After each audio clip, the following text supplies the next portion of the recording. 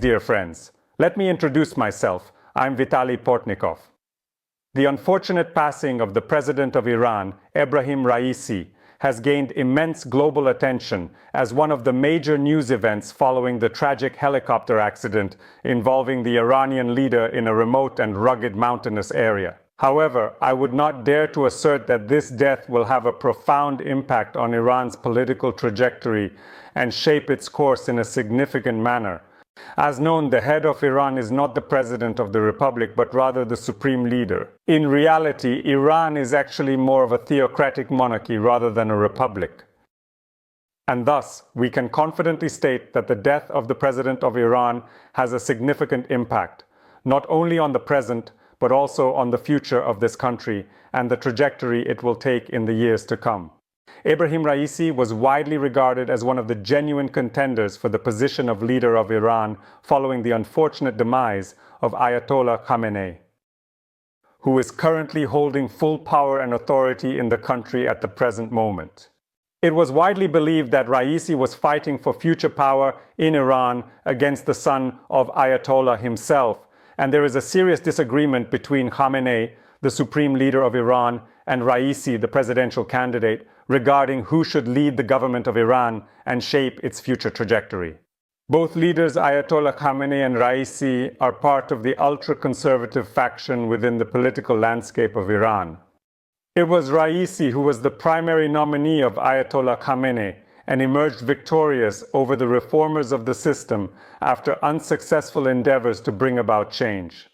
Iran, however, when it comes to their own son, clan interests are significant, of course, rather than their political views or ideologies. And that is the reason why, in the past few years, there has been a significant struggle in Iran between representatives of different conservative clans in the leadership of the Iranian government. Another force that definitely did not require the presence of Ebrahim Raisi was the so-called Islamic Revolutionary Guard Corps, something that exists in a gray area between a terrorist organization and a conventional army. There is a belief that generals from the Corps are making an attempt to establish their own military rule in Iran.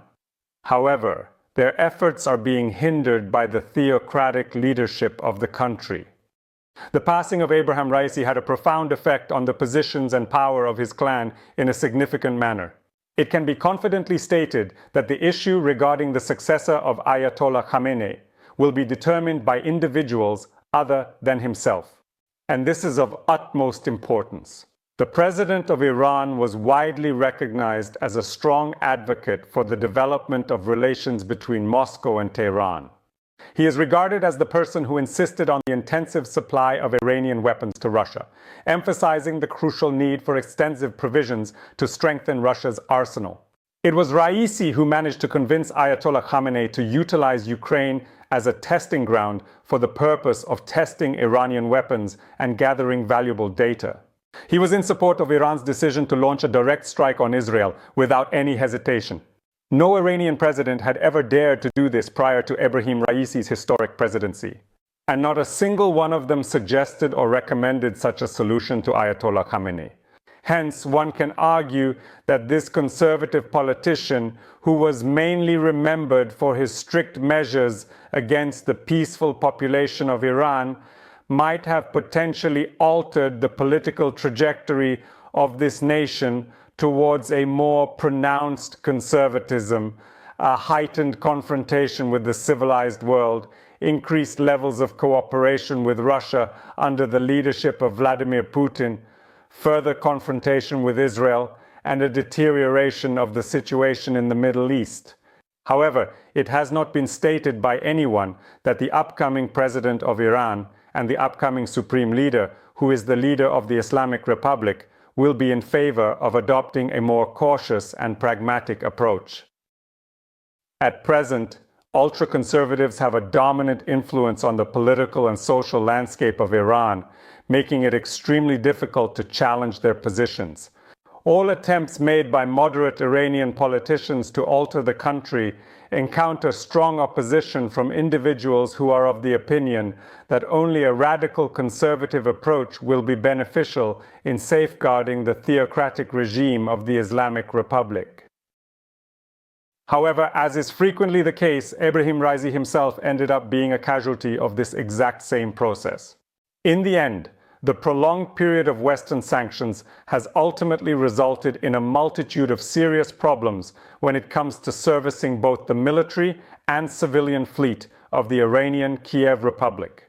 And the maintenance and repair of helicopters and airplanes, and the fact that new spare parts are needed for their proper functioning, and it is not possible to upgrade those vehicles even if they are used by the highest leadership of the country.